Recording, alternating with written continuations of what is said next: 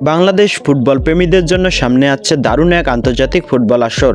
এবার ফিফা এর আয়োজিত নতুন টুর্নামেন্ট ফিফা এশিয়ান কাপ 2026-এ খেলবে বাংলাদেশ।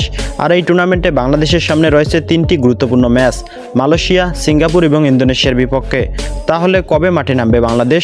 চলুন জেনে নেই পুরো সময়সূচি। প্রথম ম্যাচে বাংলাদেশের প্রতিপক্ষ মালয়েশিয়া, বাংলাদেশ বনাম মালয়েশিয়া। ম্যাচটি অনুষ্ঠিত হবে 25শে সেপ্টেম্বর 2026। প্রকাশিত সূচি অনুযায়ী বাংলাদেশ সময় দুপুর 2টায় ম্যাচটি অনুষ্ঠিত হবে। এরপর দ্বিতীয় ম্যাচে বাংলাদেশের মুখোমুখি হবে সিঙ্গাপুর, বাংলাদেশ বনাম সিঙ্গাপুর। এই ম্যাচটি হবে 28শে সেপ্টেম্বর 2026। প্রকাশিত সময় অনুযায়ী ম্যাচটি শুরু হওয়ার কথা দুপুর 2টায়। আর গ্রুপ পর্বের তৃতীয় ম্যাচে বাংলাদেশের সামনে থাকবে স্বাগতিক ইন্দোনেশিয়া, বাংলাদেশ বনাম ইন্দোনেশিয়া। ম্যাচটি হবে 1 অক্টোবর 2026। প্রকাশিত সূচি অনুযায়ী বাংলাদেশ সময় বিকেল 5টা 30-এ ম্যাচটি অনুষ্ঠিত হবে। অর্থাৎ ফিফা এশিয়ান কাপ 2026-এ বাংলাদেশের তিনটি match: 25 September Malaysia, 28 September Singapore, 1 October Indonesia.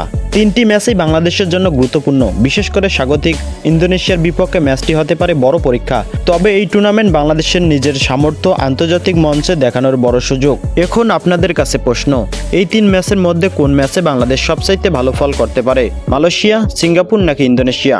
কমেন্টে জানান আপনার মতামত।